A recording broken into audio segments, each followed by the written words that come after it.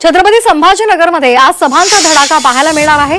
नरेंद्र मोदी आणि उद्धव ठाकरे या दोघांच्याही संभाजीनगरमध्ये सभा होणार आहेत। दोन्ही नेते एकमेकांवर काय बोलणार याकडे लक्ष लागलेलं आहे। मोदींची दुपारी 2:15 वाजता छत्रपती संभाजीनगरमध्ये सभा पार पडेल, तर उद्धव ठाकरे यांची दुपारी आणि संध्याकाळी सभा होणार आहे। मोदींची दुपारी सभा होणार आहे आणि या सभास्थळी आमचे प्रतिनिधी विशाल करुडे गेलेले आहेत। विशाल, कशा पद्धतीचं वातावरण आहे, कशा पद्धतीने तयारी केलेली आहे?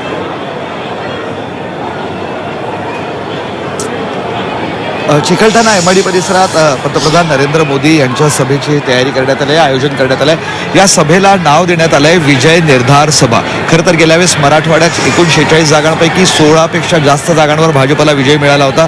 शिवसेनेसोबत ते युतीसोबत होते आणि शिवसेनेला सुद्धा तितक्याच जागा मिळाल्या होत्या, त्यामुळे एक मोठा पक्ष म्हणून युती होती। मात्र आता पक्षांचं विभाजन झालंय, महायुती झाली आहे। या सगळ्यातही भाजपला गेल्या वेळेसच्या 16 जागा टिकवण्याचं आव्हान आहे। मात्र भाजप हे आव्हान लिलया पार करेल असा निर्धार, असा विश्वास भाजपचे नेते व्यक्त करत आहेत आणि म्हणूनच या सभेला विजय निर्धार सभा असं नाव देण्यात आलेलं आहे। गेल्या आठवड्यात देवेंद्र फडणवीस यांची संभाजीनगरमध्ये सभा झाली, त्यावेळेस त्यांनी ओवेसींवर जोरदार हल्लाबोल केला होता आणि शहराचं जे नामांतर झालं आहे त्याबद्दल भारतीय जनता पक्षानंच हे करवून आणल्याबद्दल स्वतःच्या पक्षाचं कौतुक केलं गेलं होतं। त्या सर्व पार्श्वभूमीवर शहराचं नाव औरंगाबादपासून संभाजीनगर आता झालं आहे आणि नरेंद्र मोदी यांचा हा पहिलाच दौरा आहे। त्यामुळे नरेंद्र मोदी नक्की काय बोलतात, मतदारांना कशी भावनिक हक देतात, हेच पाहणं महत्त्वाचं ठरणार आहे। या सभेला पंतप्रधान नरेंद्र मोदी यांच्यासोबत मुख्यमंत्री एकनाथ शिंदे सुद्धा उपस्थित असणार आहे। धन्यवाद आपण दिलेल्या सविस्तर माहितीसाठी।